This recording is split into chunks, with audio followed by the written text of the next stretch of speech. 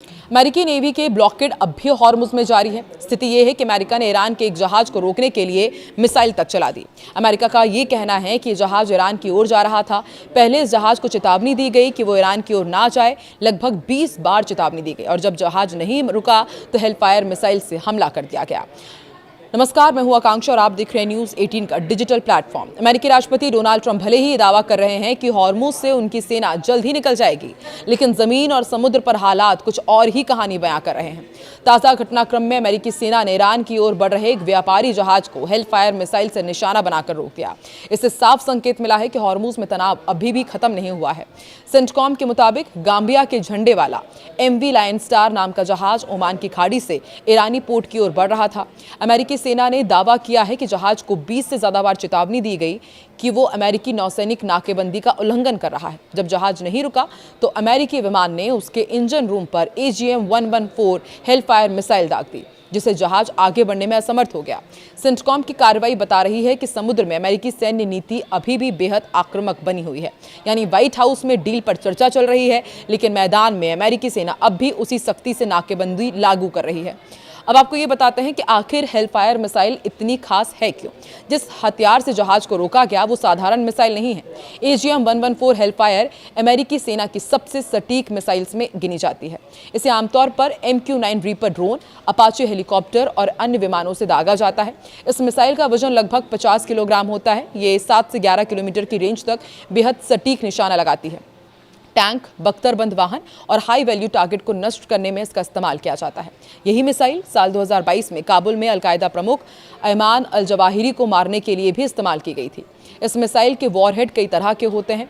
High explosive anti tank, जिसे heat कहा जाता है, जो बख्तरबंद टारगेट्स के लिए अच्छा रहता है। ब्लास्ट फ्रेगमेंटेशन, जो सॉफ्ट टारगेट्स को खत्म करता है।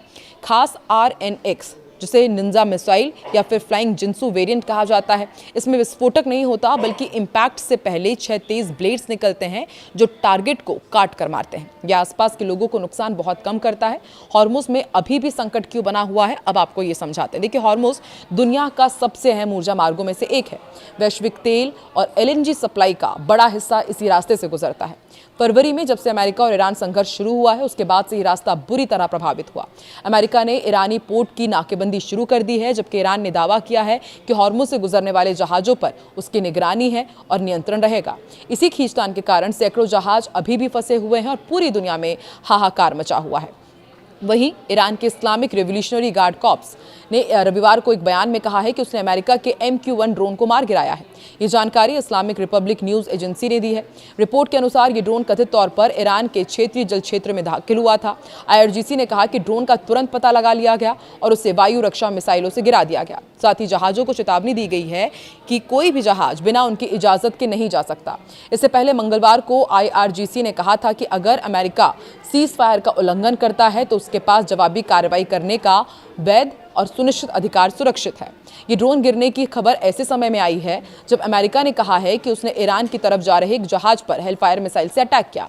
IRGC ने दावा किया था कि उसकी वायु रक्षा इकाइयों ने अमेरिका के MQ-9 ड्रोन को भी मार गिराया है। स्थानीय मीडिया रिपोर्ट्स के मुताबिक IRGC ने यह भी कहा है कि उसने एक लड़ाकू विमान पर फायरिंग की जो कथित तौर पर ईरानी हवाई क्षेत्र में घुस आया था। घटनाक्रम ऐसे समय में आया है जब अमेरिका ने कहा है कि ईरान पर नए आत्मरक्षा संबंधी हमले किए गए हैं। सेंटकॉम के अनुसार सोमवार को अमेरिकी सेना ने दक्षिणी ईरान में मिसाइल लॉन्च साइट और बारूदी सुरंग बिछाने की कोशिश कर रही नौकाओं को निशाना बनाया था। सेंटकॉम के प्रवक्ता टिम हॉकिंस ने एक बयान में कहा कि अमेरिकी बलों ने दक्षिणी ईरान में आत्मरक्षा के तहत कार्रवाई की है ताकि ईरानी बलों से पैदा होने वाले खतरों से अपने सैनिकों की रक्षा की जा सके। निशानों में मिसाइल लॉन्च साइट और वो ईरानी नौकाएं शामिल थी जो समुद्र में बारूदी सुरंगें बिछाने की कोशिश कर रही थी। अमेरिकी सेंट्रल कमांड युद्ध विराम के दौरान संयम बरतते हुए अपने सैनिकों की सुरक्षा जारी रखे हुए है। IRGC नेवी ने चेतावनी दी है आगे कि अगर अमेरिका हॉर्मुज के प्रबंधन में किसी भी तरह का दखल देता है तो उसे कड़ी सैन्य कार्रवाई का सामना करना पड़ेगा। एक न्यूज एजेंसी के मुताबिक रणनीतिक रूप से बेहद महत्वपूर्ण इस जलमार्ग के पास फंसे कुछ जहाजों के चालक दल की ओर से उपलब्ध कराई गई सार्वजनिक समुद्री रेडियो चैनल की रिकॉर्डिंग में IRGC नेवी ने फारस की खाड़ी और ओमान की खाड़ी में चल रहे जहाजों को चेतावनी जारी की है, जिसमें कहा गया है कि हॉर्मुज स्ट्रेट अभी भी बंद है और वहां से गुजरने की अनुमति केवल IRGC नेवी की मंजूरी और ईरान की ओर से तय किए गए मार्गों के जरिए ही दी जाएगी।